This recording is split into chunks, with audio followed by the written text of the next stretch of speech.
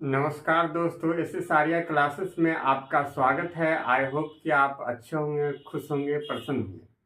आइए, आज मैं लेके आया हूँ 9th का फिजिक्स चैप्टर 3 से बल और गति के नियम का। आज यूनिट तीसरा है। आज हम लोग सबसे पहले बल और गति के नियम में परिणामी बल के बारे में जानेंगे।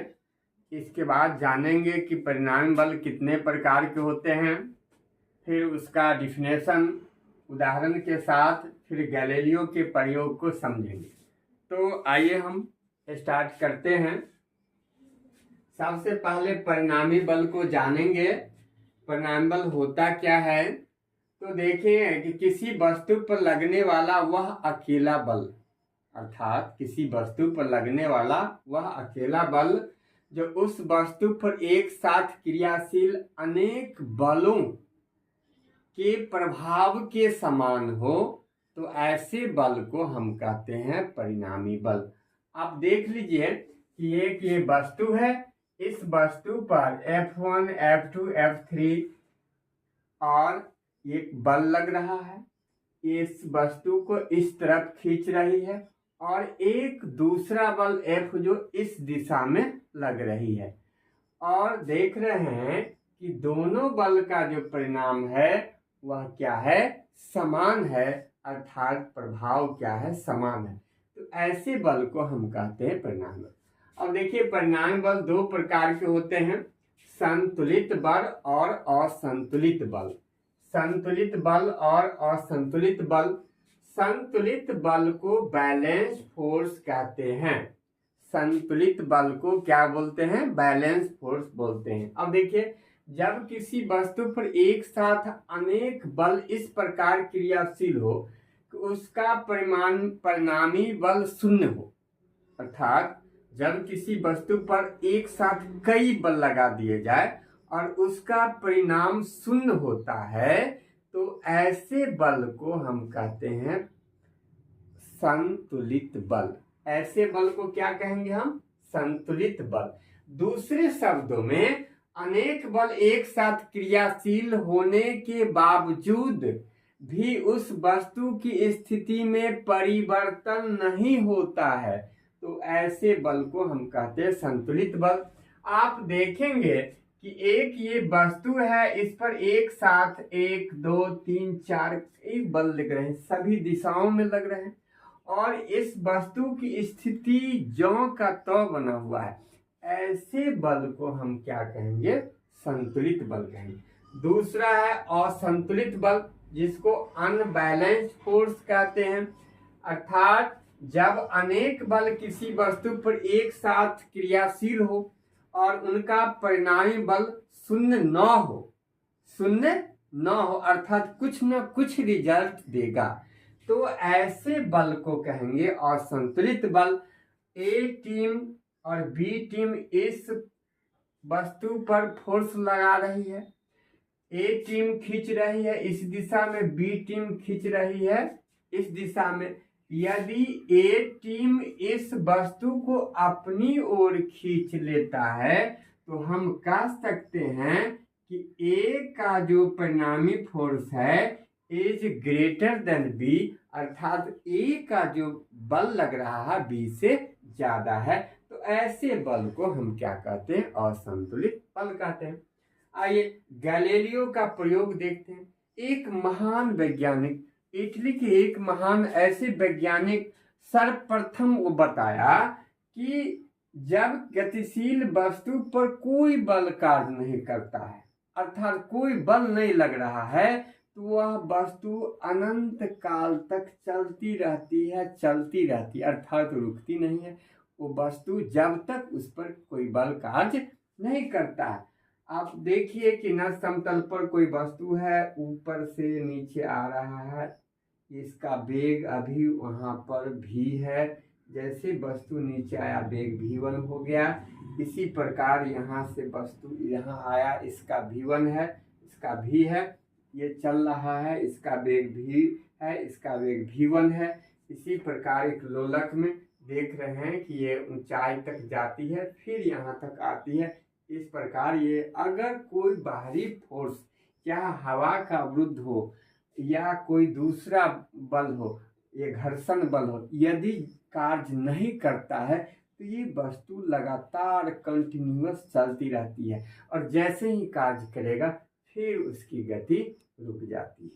तो गैलीलियो ने कहा कि कोई वस्तु गतिशील है तो अनंत काल तक चलती रहती है, वह चिरस्थायी चलती रहती है जब तक कि उस पर कोई बाहरी बल या कोई अवरोधक या घर्षण बल कार्य नहीं करता है। फिगर से हम देखते हैं कि ये नक्शमतल पर 3 परिस्थिति को बताया है, जो कि आपको ये फर्स्ट है, सेकंड है और थर्ड है। 3 इसका हमने उदाहरण दिया है।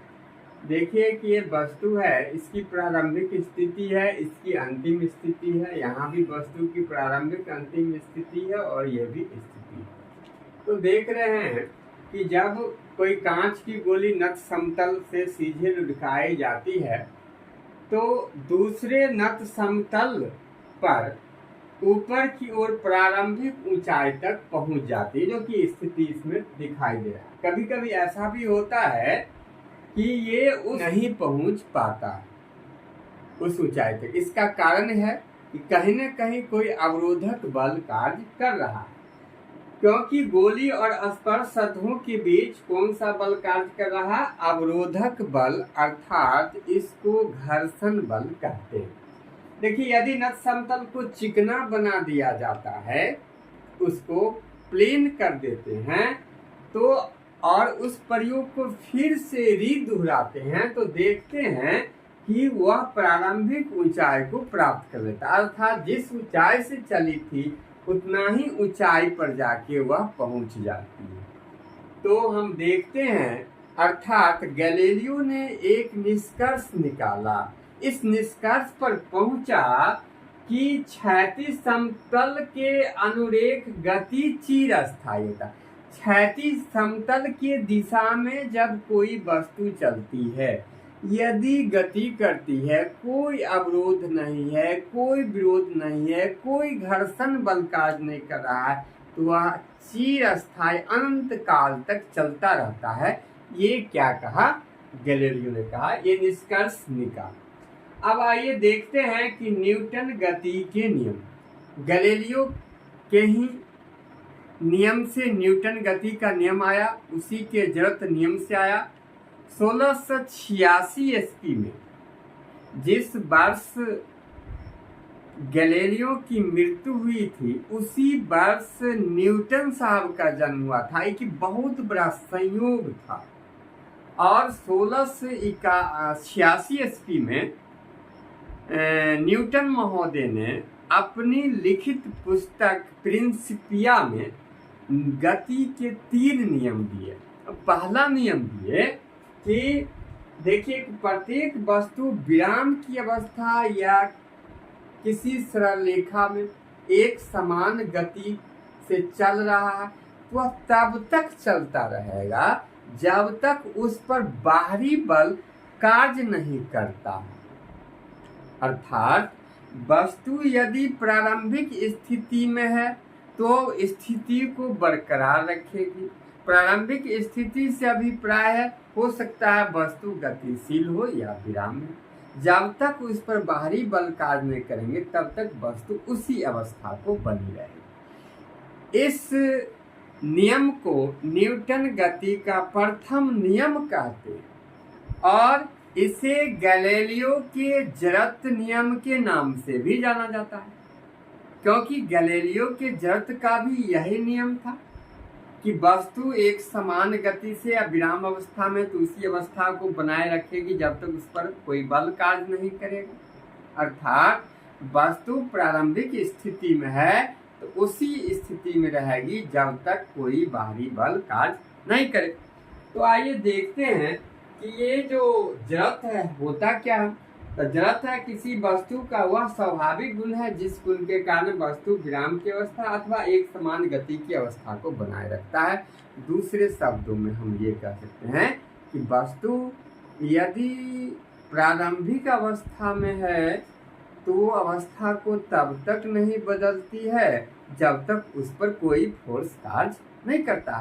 प्रारंभिक अवस्था से अभिप्राय है वस्तु या गतिशील में होगा या विराम में होगा। अब देखिए कि जड़त्व के प्रकार, जड़त्व 3 प्रकार के होते हैं, विराम जड़त्व, गति जड़त्व, दिशा जड़त्व। तो इसके बारे में फिर हम नेक्स्ट क्लास में पढ़ाएंगे। यदि आप मेरे चैनल में नए हैं तो इस चैनल को SS आर्या क्लासेस चैनल को सब्सक्राइब कर लीजिए और लाइक कीजिए ताकि मेरा जो भी वीडियो आपके पास डायरेक्ट पहुंचे। धन्यवाद।